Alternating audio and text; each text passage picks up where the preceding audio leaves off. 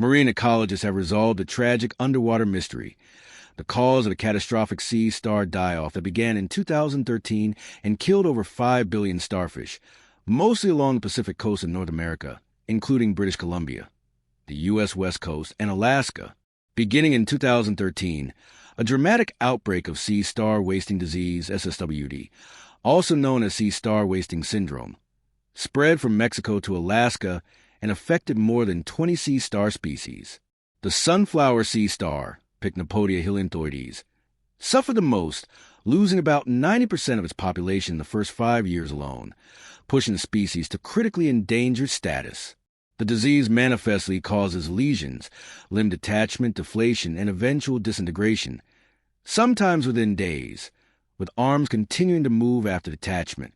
By mid-2010s, entire kelp forests were collapsing due to unchecked sea urchin overgrazing following sea star loss. Early studies pointed to a densivirus, SSWD, as the infectious agent, but subsequent investigations revealed it was present in both healthy and diseased sea stars, and not a reliable cause of disease. Tissue sampling proved misleading because it excluded the coalomic fluid, an internal bodily fluid, where the real pathogen was finally discovered. After a decade of scientific investigation, researchers analyzing coalomic fluid confirmed that a strain of bacteria, Vibrio pectinicida, is the primary culprit. This bacterium, known to infect shellfish, was able to cause full-spectrum wasting disease symptoms in healthy sea stars when lab exposed, satisfying Koch's postulates. As experiments showed, over 90% of exposed individuals succumbed. Several factors complicated the discovery. Infected samples lacked the coalomic fluid critical for identifying the agent. Environmental stressors such as ocean warming and low oxygen caused similar wasting symptoms, obscuring the bacterial origin. The densivirus hypothesis persisted despite lacking evidence, slowing progress.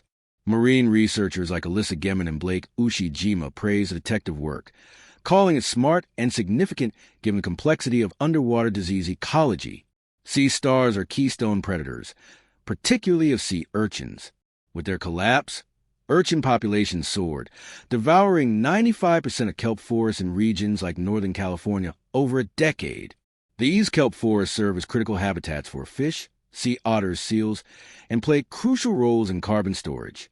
Their collapse is akin to the loss of rainforests in terrestrial ecosystems. With the cause identified, scientists now have tools for intervention, testing sea stars for natural resistance, breeding survivors in captivity for later reintroduction, targeted relocation of healthy individuals, exploring probiotic or bacteriophage treatments to boost immunity. Conservationists stress these steps not merely for species recovery, but ecosystem rehabilitation, restoring kelp forests and stabilizing marine biodiversity. The study authors flag warmer ocean temperatures as a contributing factor. Vibrio bacteria thrive in warming waters. Climate change thus both exacerbated outbreak scale and may accelerate future disease events. After more than a decade of uncertainty, the revelation that Vibrio pectinicida is behind sea star wasting disease marks a pivotal moment.